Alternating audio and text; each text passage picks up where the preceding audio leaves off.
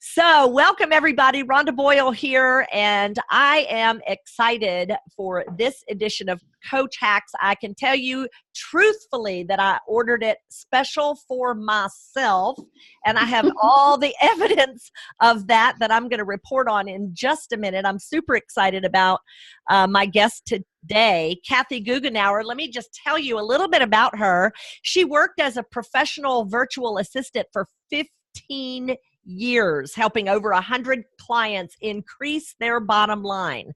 And she has, since 2008, trained virtual assistants to become proactive, problem-solving professionals. And she has a team of virtual assistants and virtual experts. She's got a special category that she's actually created, and she helps entrepreneurs all over the world find and hire VAs. Kathy Goughenour, welcome. Good to see you today. Rhonda, thank you so much for inviting me on your show. I love your energy. You know that. And, you know, I told my husband, I'm really excited about this interview because Rhonda is almost as crazy as I am. That's right. For those of you who are strengths nerds like I am, Kathy and I share several of our top talents: positivity, woo, communication, maximizer, I think. So anyway, let me just tell you that every coach needs a virtual assistant. I just want to be on point with that right now. And I'm going to tell you that most of us don't hire one because we don't know how. And I'll tell you the evidence, all the evidence I need that I need a virtual assistant happened Saturday when I was at a huge workshop. And Lorinda Roper, who happens to be on this call today, was there as a witness, saw my slides mess up. And she comes up to me afterwards and says, would you like to have a virtual assistant? And come to find out, she was trained by you, Kathy Goughenour. So anyway, I'm excited to hear what you have to say today. And I'm just going to let you take over because you have some slides to share, I believe. But again, we need virtual assistants. We just don't know how to hire them, where to find them, what to use them for. And so we're going to turn it over to you, the expert. You know what, Rhonda? I managed to shut down my slides. So would you prefer that I use them? Give me a second here to pull them up. No, if you don't need your slides, you're more than welcome just to yap at us. We're good to go. We are okay, cool. ready to take notes. Okay. So I just want to reiterate what Rhonda said, which is the time to hire a VA is now. The time to hire a VA is before you're desperate for one. And the reason for that is once you're desperate, it's past time and you're already losing money. You're already wasting time. You're already getting frustrated and you're too busy to actually take the time to investigate, interview, hire the VA, and get them onboarded. So I believe, just like Rhonda, that one of the primary reasons that you don't hire a VA is because you don't know how to hire a VA. You don't know how to find one. You don't know what you're looking for. You don't know what to turn over to them. So I'd like to share with you today how to determine what you should outsource to a VA. And then the second reason I believe that most people don't hire one is because they think they can't afford to. And so today I want to talk about the budget, how to budget for a VA, and what you can really pay for a very high quality VA to get started and then have them grow with your business. So Rhonda, how does that sound? Sounds amazing. And I just put a poll in the room. I think I put a poll in. So, yes, you did. I see it. Okay, great. I'd love to see the answers there. So far, 7 out of 7 of you, the answer is no, you're not using a virtual assistant right now. I would love to see these answers also. Actually, how can I answer? I don't know. Just add yourself to it. Technology, because I actually do use one, but not free, not like I should. So yeah. So 8 no. So what's Oh my goodness. Yeah, I 8 out of can't see the 11. response. Wow. The answer is That is no. amazing. That is amazing. Mhm. So, we all hear about the fact that what we need to do in order to grow our coaching businesses. And by the way, you guys, I too am a coach. I am a business coach and trainer and have been, as Rhonda said, since 2008. I just happen to do it exclusively for virtual assistants. And like you, I want to grow my business, but in order to do that, I have to leverage my time. Well, the best way to do that is to delegate. And by delegating to, you know what, I need to actually put my answer in here too so that I can get rid of that on the screen. And I will Okay. be a yes. Okay, good. Yeah, I have, just to give you an example, you guys, I have leveraged my business, and last year being able to leverage it by hiring virtual assistants, and I hire those that I train. I tripled my business last year, and my goal is to triple it again this year. And there is Wow. no way I could, yeah. And I am getting ready to have a record-breaking month this January. That's It is amazing. already a record-breaking month. And the Yeah, reason that's happened is because you have hired them, you have delegated the things that you are not effective at, that you are inefficient at, that you hate to do, that drain your energy. And guess what you've done is you've stayed in your lane doing the things you do exactly. best. So this is really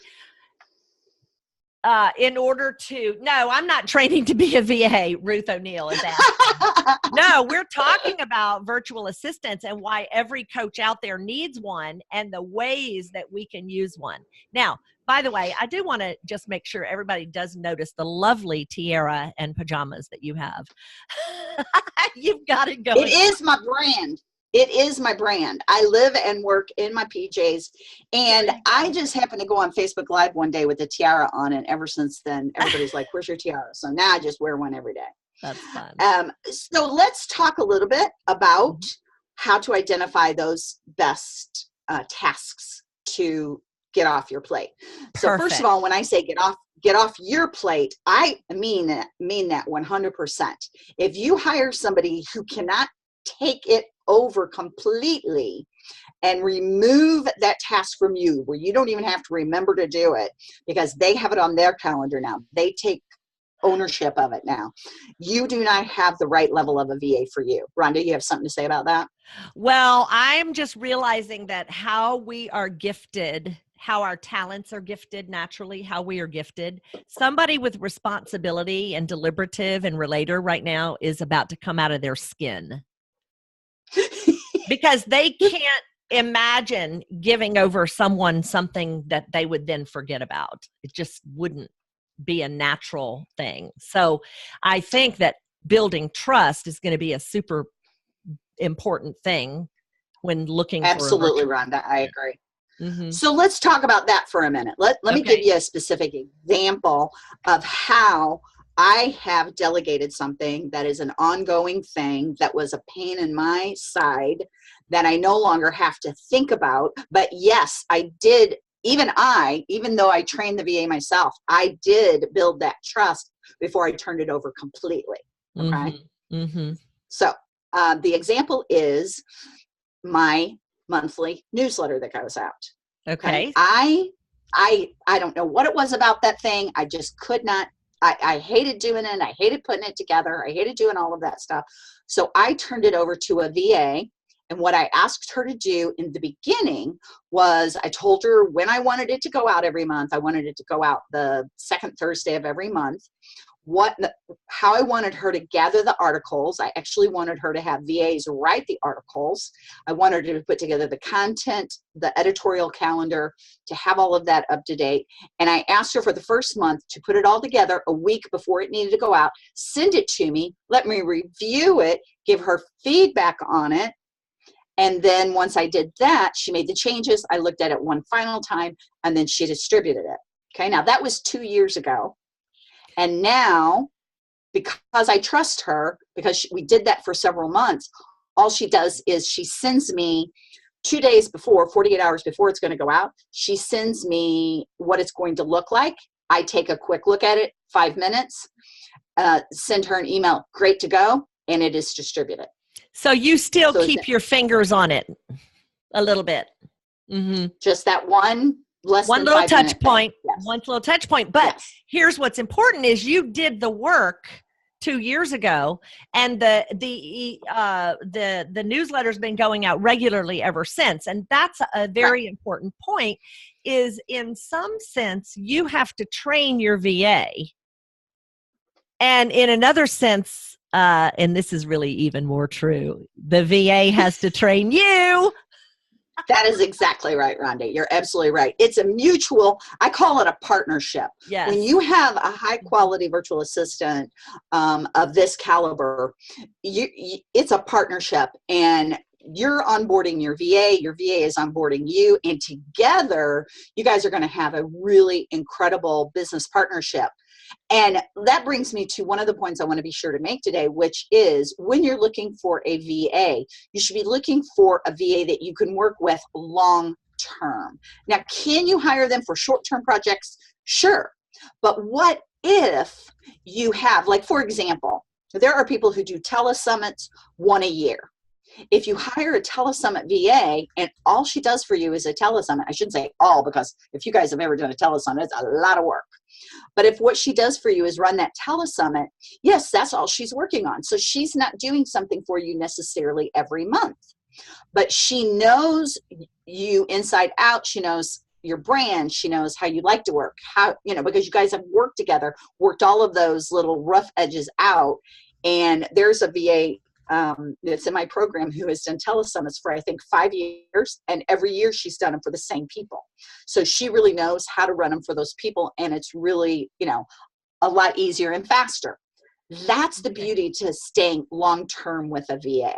They really get to know you, and they can also, I'm going to take a breath here and tell you, when you have a VA that you work with on a consistent basis, they get to know your business so well that they can help you find places where you can save money and where you can make more money.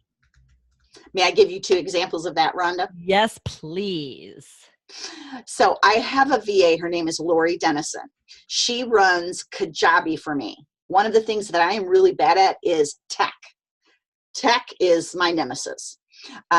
So I turn that tech over to Lori, and she runs Kajabi for me. Well, I also have Active Campaign for my emails, and I was paying almost $400 a month for that on top of Kajabi. So Lori came to me and said, hey, we can move all your email marketing over to Kajabi and you will save $400 a month. Mm-hmm. Yes, score, right? Yes, exactly. So that was the way she helped me save money.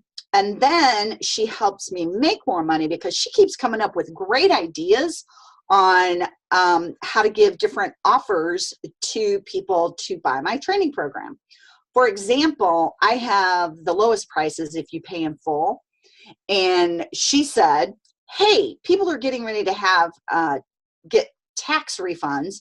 What if you offer them the same low price as pay in full, but they pay $500 up front, and then right now, and then on March 1st, they pay the remainder, and that gives them time to get their tax refund. And I was like, sounds like a deal to me. And guess what? That's one of the reasons why I'm having a record-breaking January. Because she had a creative way to put out a program out there for you.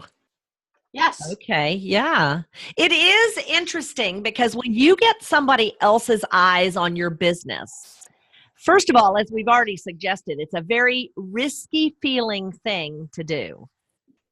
But when you do it, it's very helpful because these things get uncovered that can help you. So I have used a virtual assistant myself. So out of the let's say that 10 answered, so that would be 2 of us, you and I, who have used a virtual assistant. I call her my money girl. But she only is my virtual assistant around my money. So I turn in, okay, so I confess they get to be a stack like this, and then I finally turn all this into her. because I can't deal with it. It was causing me so much stress to deal with that. And so just by taking that off my plate, it expanded my opportunity to make more money. When I turned my books, and I was and listen, when I say I was transparent, okay, I'm going to let y'all know for sure. I was a snot slinging mess in her office. I was weeping. My books were such a mess. And I'm like, please. And I'm humiliated because, hello, analytical number 32. And it caused so much stress in my household because my husband starts in January.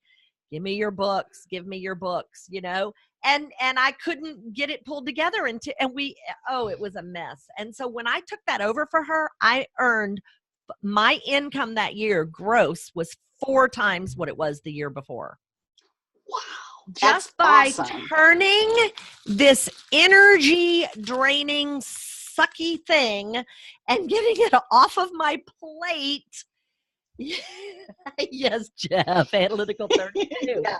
I can't deal with it, And so these are the things that you guys have, you really examine, because there are people out there who can help you, and it frees up your energy to go do what you do best. Ruth O'Neill has said she has used a VA for her book. So excellent purpose for using a virtual assistant. So let's keep moving on some other ideas of where people can use. I think brainstorming is going to be probably one of our biggest things. So a VA for your money, to keep up with your records, to help you find ways to consolidate, to buy in bulk, to save money around your money. That's important. As Ruth mentioned, there are VAs who specialize as author assistants, and they can do anything from formatting your book so that it's ready to, go out in Kindle format, to helping you self-publish it, to editing and proofreading it, or even to ghostwriting it. I just hired a VA to ghostwrite a book for me because I've been wanting to do one for 2 years. And guess what? I haven't even ever started it. So I'm like, hey, I have an idea. I can have a VA get this going for me. That's right. And they can help you market it too. In fact, that's one of the things I did as a VA was I worked with professional speakers. And if you're a really good professional speaker and you want to make a lot of money, you have to put out a new book about every other year to keep current.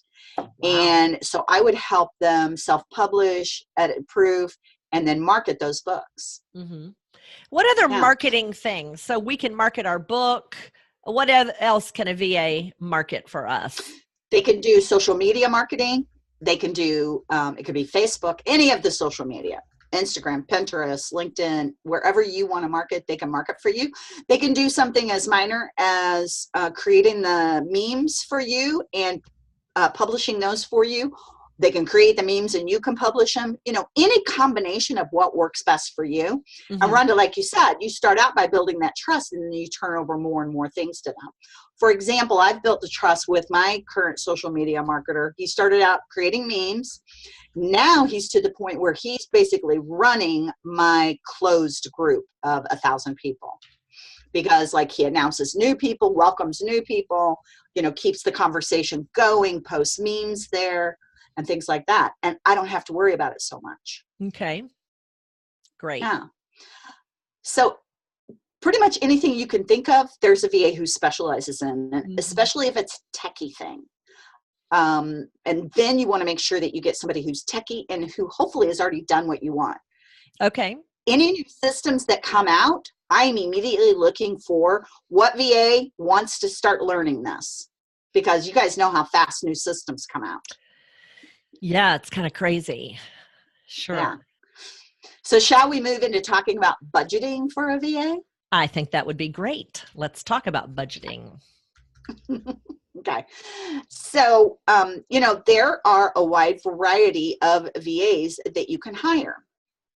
And of course, what I'm talking about, because of what I train, is USA, North America based VAs, or VAs in first world English speaking countries like Australia, New Zealand, places like that. Now, Okay. there are VAs also in third world countries that you can hire. The difference is in the culture.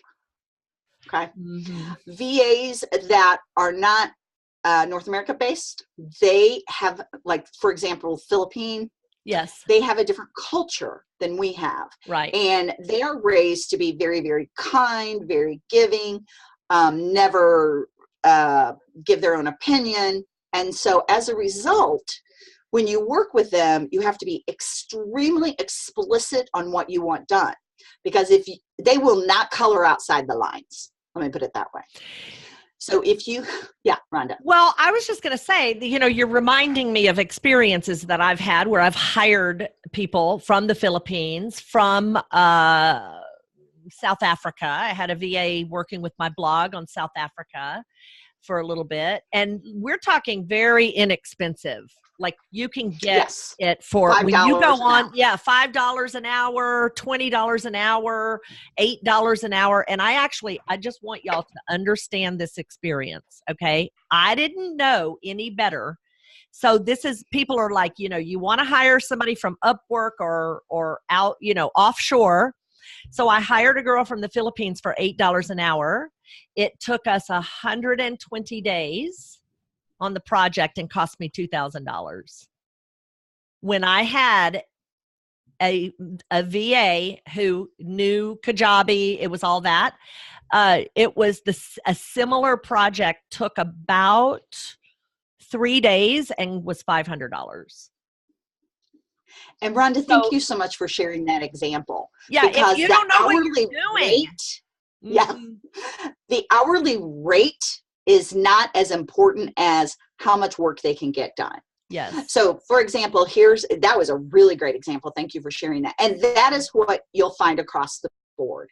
And many of the third world country VAs, they require that you pay X amount per month, whether you use those hours or not. Now, I didn't have that experience. It was strictly by the hour. Yeah. But watch out for that. But even with yours, you can tell the number of hours were excessive. Oh, excessive. But I didn't know any better. And the other issue too was in the Philippines, I had to let her know, like, before I woke up, if I wanted her to work on something that day. And so that's why the 120 days went, because every correction was 48 hours. So there are some inexpensive places like Fiverr.com, Upwork.com. There's probably another one or two that have sprung up.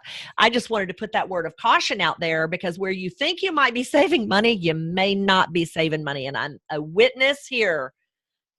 You know what, though? Thank you for that. I'm grateful for the experience, if I can just share, because it lets me now know clearly how, what pitfalls to avoid in some cases. So, yeah. And I can tell you that over the past 3 years, the VA industry has really shifted, because, Rhonda, a lot of people like you bought into the Tim Ferriss 4-day work week. Let's get the super cheap VA. They tried it, and they almost all had the same experience as you had. And now they're coming to me going, please tell me there are VAs who are proactive, problem solving, who can, work the hours I work, who are, in the same culture I'm in. And when they meet them, they just are so thankful. And I know you've had both experiences, which is awesome, because you can really help your community. Yeah. So now we've talked about the $5 an hour to $8 an hour VA. Let's talk about the North America based VAs. So, as you could probably tell, I highly recommend getting a specialized VA. And here's why. Like Rhonda just pointed out, they're going to be much faster at what they do. So, for example, for me, if I go into Kajabi and try to set up a landing page, I'm going to probably spend 5 hours on it, and it's going to look horrible because, I don't know what I'm doing. If my VA, who works in Kajabi every day with multiple customers, goes in and does it, and that's what she specializes in, it might take her 30 minutes to do what it took me 5 hours to do. And I am not exaggerating. I get So, that. I apologize for that. I'm going to mute myself for just a second here, Rhonda. Sure. That's okay. It's across the room, if I remember rightly. So yes, what she's talking about is finding an expert that's here in the United States, that cultural piece that you're talking about, it makes a difference. When you're dealing with someone, now I have had an amazing experience with my graphic designer over probably about an 18-month time period. And she did workbooks and some other graphic design, and I love her work. I mean, she really got my brand. And so there can be good experiences. I'm not paying her though, $5, an hour. Mm-hmm. I'm paying right. Yeah. Yeah. The ones that are really good. Yeah. Command the higher price. They do. And when you find one, you want to hang on to them, because oftentimes what they will do is they will maintain your pricing. Like if you were to go out for the girl who's done my graphic design and hire her today, she's $60 or $80 an hour. Because of the number of hours she's worked for me at $18 an hour, every so many hours she works, she gets to raise her prices as she puts herself out there. So you want to hang on to some awesome people that you train and they train you, because it does. That's exactly right. Mm-hmm. Yeah. Project work is what Ruth is saying, that project-based work can be good for overseas since they bid on it. Yeah. Possibly. And actually project-based work, I'll tell you what I recommend doing for project-based work. I recommend website via project-based work. I recommend writing, when at all possible, be a project-based work. And here's why. Somebody who is a great writer, you could have two people that are both great writers. One is super fast, the other is slow. They're both equally good. Mm-hmm. I don't want to pay the slow writer the extra money, so I pay based on the project. Mm-hmm. Like, for example, I pay $50 per blog post, and for that, I get them, they find the topic, they write it, they edit it, they proof it, they load it, they SEO it, they do an image for it. Okay. That's my project base, $50 per blog post. Okay. You can pay per web page if you want somebody to write. You can pay per flyer if you want somebody to create that.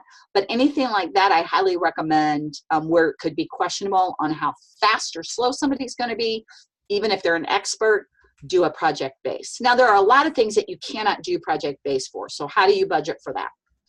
Well, what I recommend is putting into place a contract with your virtual assistant that includes 0 minimum required hours a month and has a cap of a maximum. So for example, when you're very first starting out with a VA, you might contract with them, and let's just use 10 hours a month. Okay, we're talking monthly here, not weekly.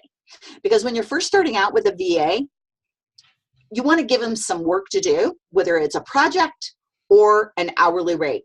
Cap it at 10 hours a month. If they're charging $35 an hour, which is a good starting point for a VA, that would be $350 that you would pay if you use all 10 hours you've capped it at. But with 0 minimum, if you use 2.5 hours, they will charge you 2.5 hours. If you use 9.25 hours, that's what they will charge you. So you only pay for the time you actually need, that you actually have them do the work. What do you think about that idea, Rhonda? I think it's great. Now, here's the question. So you're saying that by 10 hours, and then that's your cap. Does it would it have to be by month? Like, what if you didn't need 10 hours in a month? Listen, let's be real. We need 10 hours in a month. I'm just saying. Oh my God, I'm to the point where I can't even tell you how many hours I use. Yeah, we're talking about whether or not you want to grow your business. That's right. That's where do you want to make the investment? Listen, I've got other training where you can DIY some of this stuff, and there's nothing wrong with a combination of that, right, Kathy? So I started off DIYing everything. Yeah, that's how I would guess most people did. But you could literally start off with a general admin VA, a North America based admin VA at $25 an hour. Cap it at 5 hours a month if you wanted to give it a try. And how much is that? 25 times 5. Yeah, $125. $125. $125. Did I do that right? No. Yeah, that's right. Hey, I already confessed that analytical is number 32. I don't have to do math on the coach hacks, y'all. That's right. And then that's like, testing the waters to see what it's like. Do you like doing this? Is this the right VA for you? Yeah. And then as your business grows, just like you talked about your graphic designer, you've got this great person who knows your business, who's growing with your business. Yes. And then you can increase the number of hours that you use that VA, or even bring on another VA if you want to, for another specialization. Yeah, chances are you're going to end up with multiple VAs. I have a VA who does my money. And so that she charges me by the month, and then, by doing my taxes. So there's other ways you may have to have, and probably will have, multiple VAs. Would you agree? Yeah. Okay. I absolutely agree. So to give you a rule of thumb of how much to pay a North America-based VA, I recommend $25 an hour for a general admin VA. Okay. I recommend $35 to $55 an hour for a specialist, unless that specialist is of a very high quality and does something very difficult, like Infusionsoft, or they are an incredibly good copywriter. Then you're talking $75 an hour and up, but they are worth it. Anybody that's had to deal with Confusionsoft is what I call it. Yeah, right. Yeah, copywriting is a very, very big specialty. So, yeah, there are people. In fact, I know a Gallup certified coach who is also somewhat of a copywriter. I have a few in my back pocket. I'm just saying. Call me. Yeah. And man, a good copywriter, wow, they are worth their weight in gold. Yeah, and you don't know until you test. Yeah. So, yeah. And Rhonda, that brings me to another, if it's okay, we'll switch topics again, because we've talked about what you could outsource. We've talked about budgeting. Now let's talk about how to hire one. Okay. Got it. So I recommend giving them a project, a little tidbit of a project to do before you hire them, that's actually doing something that you want them to do. So for example, the social media marketing VA that I hired, I interviewed 3. My rule of thumb is always interview 3 people for whatever role I'm trying to fill. First, write your job description, be as thorough as possible in what you want. Include personality, include, things that irritate you, include have to haves and nice to haves, right?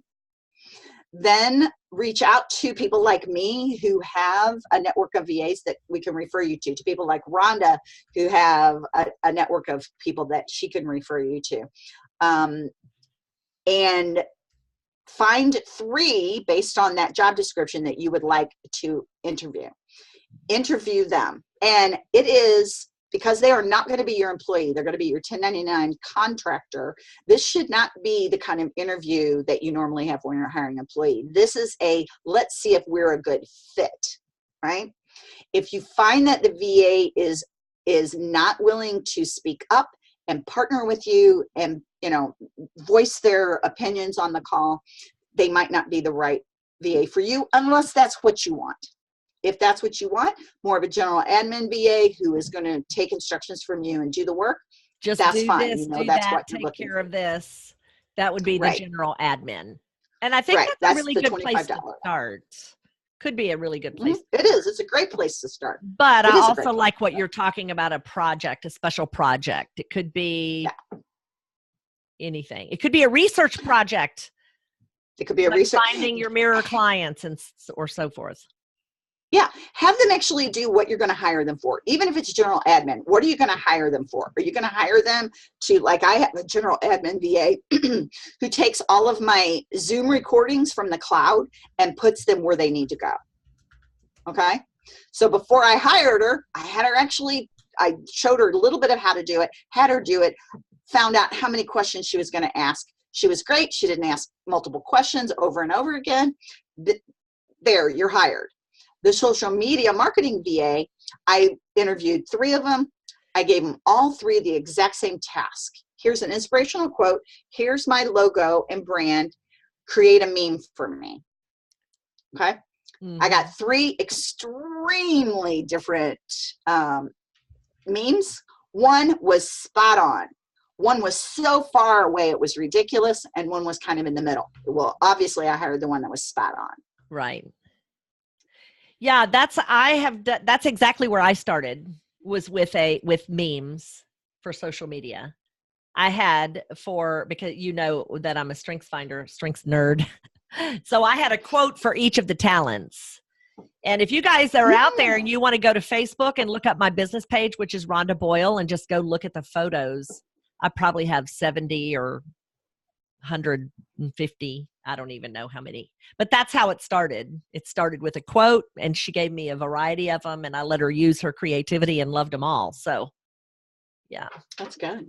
Yeah. And you also want to set a deadline and see if they need it. You want to email with them and see if they communicate well via email. You want to talk with them via phone and or Zoom to see, is their background professional, or are they in a mess? You know what I mean? Yes. It's really, they're taking part of your business in taking over or helping you handle part of your business. So the only way that you are going to create that trustful, that deeper relationship, and they're ever going to help you, is to actually start working with them. You kind of have to get your hands dirty a little bit, and if it comes back wrong, just like that didn't work, and try something else. So, yep, a deadline. Yeah. What else? Yes, you consider a deadline. Give them a deadline. Communicate with them via email, phone, Zoom to see, are they good at communicating? Do you understand each other? So, Rhonda, have you ever talked to somebody who, even though you guys were both speaking English, there just was no communication happening? Okay, Yeah. so I have to confess, I'm such a strengths nerd that anybody that I work with more than once, I always give them the Strengths Finder assessment. I think that's a great idea. I know how to do it, The only way I can. No, I think that's that excellent. way I at least can take ownership of communicating with them the way they wanted to want to be communicated with. So, okay, good. When it gets to the point that you think you might want to hire the person, ask for a contract from them. Okay. Now, ask for them to give you the contract? That's what I like to do. And here's why. I want to see how professional they are. And if they have a decent contract with very few typos or no typos, then I know, my maximizer's not having one. That's right. Anyway, that's right. Go ahead. I mean, the goal would be for that. And then if you have a contract you prefer to use, of course you can use that, or you can ask them to modify their contract. But it's another good test to see if they're actually a professional VA. If they go contract, I don't even know what that is. Well, it's probably not who you want to hire. True story. Okay. What else? Yeah, Jeff, that's right. Jeff is saying, give them the strengths assessment because if they have good talents to rent. Because that's what I love that idea. You're borrowing. And I think that anybody high in relator, intellection, responsibility, restorative, I think that it takes understanding whether or not they have complementary talents before you're going to let that go. That's all I'm saying. Yeah. So you get to take into consideration your own talents too when you're hiring someone. Yeah. And by the way, Rhonda, VAs are used to having to take some kind of test, do some kind of work, whether it's a strengths finder test or some other test that you want them to take, or multiple tests, or do multiple things in order to determine if you're a right fit for them. So don't hesitate to ask them to do that. If they're Okay. serious about wanting to work with you, they are willing to do it. Great. Okay. Mm-hmm. And, you know, if you give them instructions like, go here, take the strengths finders, give me your results in this way, and they're able to do that, follow your instructions, another great test, even just in and of itself, that they're able to do that. If they cannot do that, that might not be the person you want. If they ask 1,000,001 questions before they're able to do it, I can tell you, for me, that is a big turnoff. I don't mind if they may ask. have input, and so we might be okay with that. But just like you were talking, if they take that strengths finder test and their analytical is a 32, you don't want to hire them as a bookkeeper, right? Oh no. Y'all especially don't want me around your money. I'm just saying. Okay. So those are really my top tips. That's amazing. Yeah. What questions do you have for me, or does anybody here have for me about hiring a VA? Yeah, please post your questions down in the chat box. I think another thing that I wanted to talk about would be research. Coaches, if you are wanting to be a public speaker, then you might have somebody research public speaking opportunities.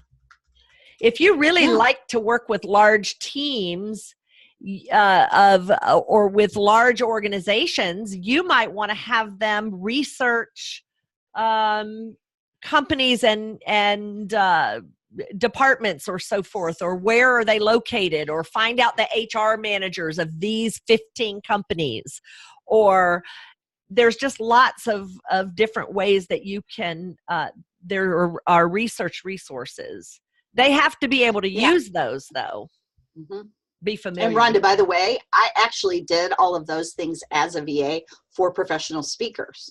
I created spreadsheets where I would do all of the research for the different types of speaking opportunities they wanted, the contact information. And after working with the client for 2 years, she even had me start doing some pre-screening for her, actually calling and emailing the people to find out if they were able to afford to pay her price, so that she wasn't getting on the phone with people that were not good prospects. So and I did all of that as a VA. Yeah, you could put a few simple things on LinkedIn and have them research simple things. For those of you who have used a VA before, what types of things? I know we heard from Ruth that she's used for a book. So let me ask you guys this: what kind of things are on your plate that you would love to get rid of? I mean, we have an expert here who knows how to point the way and where these people are who can help you. That's the whole point of this call. So I want to hear if we have hit all of your outsourcing hot buttons. Like, what is it that you don't do well in your business? Where's the struggle? Because that's where you need to find a partner. And some of these partners are going to be virtual assistants. Yes, ma'am. Yeah. And Rhonda, one of the things that you pointed out was, you know, you're capable of doing your own bookkeeping, but you weren't doing it. You were procrastinating. No, I'm not. Let me just go on. Not now, you're not. If there's anything you're procrastinating on, something you know you need to be doing, but you're not getting done, whether it's a piece of your marketing, whether it's writing, whether it's bookkeeping, anything that you really want to get done, but you keep putting it off. Yes. That's a great thing to turn over to a virtual assistant. Absolutely. Absolutely. For sure. Laura is asking, where do we find them? Good question, Laura. Where do we find, Kathy? Where do we find? Okay, we did mention 2, and those are the inexpensive ones. Leanne is turning over her blog project. Yay. I actually know a virtual assistant who should probably help you with that. But let's see. We gave you Fiverr, Laura, which these are the ones that are the inexpensive ones that are offshore. Fiverr is one, and then Upwork.com is one. And then where else can we find? In fact, you know what? So I happen to know Lorinda Roper's on this call, and so is Joanne O'Neill. And so that's right. are. Now, what is Belay? Jeff, is that one? Yeah, Belay is an agency. So that is another method of finding a VA, is going to an agency. Okay. Now, agencies vary in how they charge. For example, several of them charge, like Belay is one, that charges an upfront flat fee just to bring you, to onboard you. And I think Belay's is something like $3,000 to onboard you. Yeah, to onboard you and connect you with a VA. So they do all the work for you. He says, right, not cheap. Yeah, and Belay's hourly rate and project rates are very similar to those that I shared with you. So you're not getting you're getting quality. And by the way, you guys, with a virtual assistant, it really is one of those, what you pay is what you get, right? If one of my colleagues says, when you pay peanuts, you get monkeys. Yeah, I've been I've used, like I said, I've used these over the years, like Fiverr, for example. It's a great place to get started if you only have $10. Like, seriously. I've used Fiverr on a bigger project. It was a disaster. It took like 3 weeks. I ended up having to take my money back, and I have a credit at Fiverr. I haven't used them since. So, you know, you can end up in these struggles. Where else can we find them, Kathy? Because another agency that I really love, this is my favorite agency if you want to go to an agency, is Priority VA. PRIORITY excellent company that has high quality VAs. In fact, they hire just about anybody I send to them, they hire, that go through my program. Well, they've been trained. Yeah. And Rhonda, may I mention that I have a free service where I do matchmaking? Yes. Okay. Yes. So anybody listening to this call, just email me and let me know, hey, I'd love to be matched with a VA. I will converse with you, find out your goals and your needs, and I will give you recommendations for 3 to 5 virtual assistants, share their information, why I think they'll be a good fit for you. You review their information online, and then any of them that you want me to introduce you to via email, I will do so, and then you can interview them yourself. Wow. And I do that at no cost. So how can we take advantage of that, ma'am? Yeah.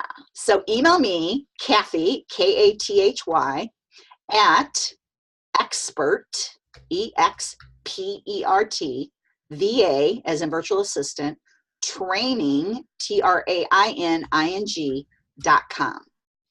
Kathy at expertvatraining.com. Yep, and I see it. You've got it right in the chat. That is exactly right. Awesome. Feel free to share that with anybody you want. And I do the service for free because I want to get the word out about the amazing virtual assistants that have gone through my program that are available to work with you. And I make my money from training the VAs. There you go. So I pass on that savings to you as a business owner. Now, is there a form? We just email and say, I need help finding a VA. That's all you want us to do. So if you would prefer to look at my directory, okay, I have an online directory also. If you prefer to look at that or fill out a form, okay, go to expertvatraining.com and click on Find a VA. Wow. Yeah. How exciting. This is amazing. So what kind of questions do you guys have? We have the expert of the experts here who can help you save money, save time, more importantly, help you stay in your lane. Because I know that coaches want to do more coaching. You know, I can't wait to do more admin, said no coach ever. That's exactly right. So, Rhonda, I just remembered one thing that you said that I wanted to circle back around to. Okay. And it was, you asked about, if we cap our number of hours at 10, does that mean that you just that buy they 10 roll hours? over? Yeah. Yeah. And when you do it in the way that I recommend with 0 minimum and there's a cap and you can do anything in between, if you have a month where you're like, you know what, I've got a launch happening, I need more than 10 hours, you just let your VA know, hey, I'm happy for you to go over 10 hours this month, or just let me know when you get close to 10 hours and I'll give you approval to go over or not go over, right? Right. So that is different than actually purchasing upfront 10 hours. When you purchase 10 hours upfront, for example, it could be any number, that's called purchasing a block of time. Right. And I am not fond of that method of pricing, because what I find that it does to us as business owners is it gives us that limited mindset of, I've got these 10 hours and I've got to hold on to these 10 hours and Kind not of makes you them. hoard a little bit is what you're saying. Exactly. Okay. Yeah.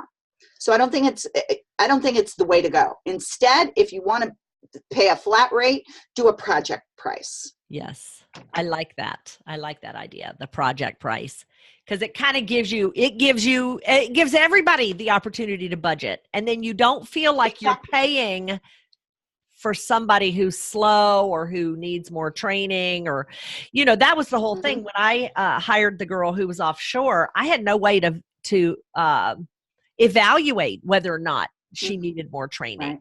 Right. And so it was just kind of an interesting experience. I'm glad it happened, because now I get to, help others through my experience. Hashtag and activate.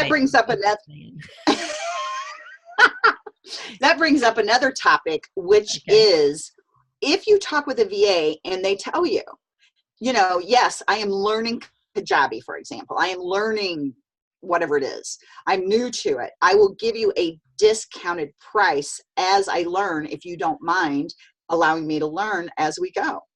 If you don't mind, go for it. And that might work because, on something that's not urgent, certainly, Exactly. Yeah. And then you get that discounted price. And it's got kind of like going back to that graphic designer you were talking about. They're new. You get in with them early. You get that lower price, and you stay a loyal customer. You're going to remain at a lower price than the new people that come on after they are, $75 an hour.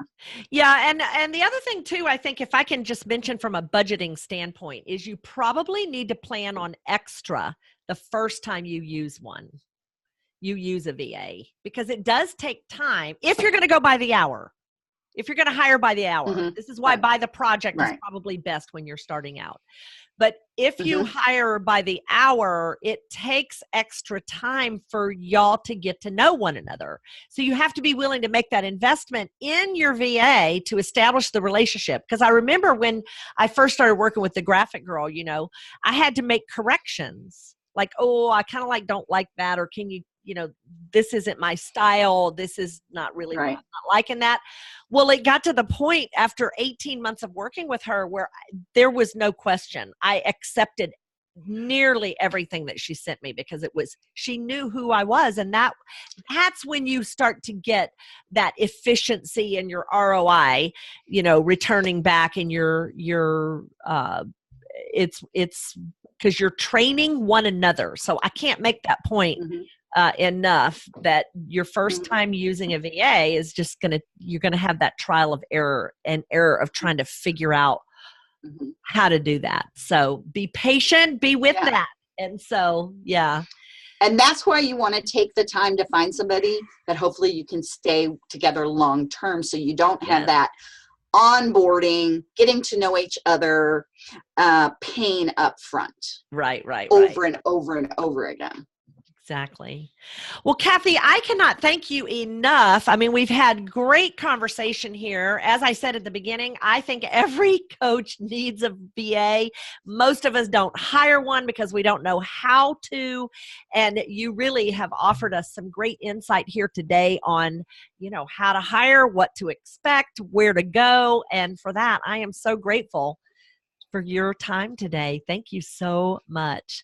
So for those of you who have joined us or you're watching on the replay, yeah, Jeff, it has been great. Thank you so much for joining us. And we'll put this out in 48 hours, and you should be able to see the replay then if you want to go over anything. And thanks so much for joining us. We have more Coach Hacks coming up, I believe, next week. We have one on the 4th, another one on the 5th. So stay tuned. Lots of new things for you so you can be more, do more, and have more coaching in your business. Thanks for joining me, everyone. Bye-bye.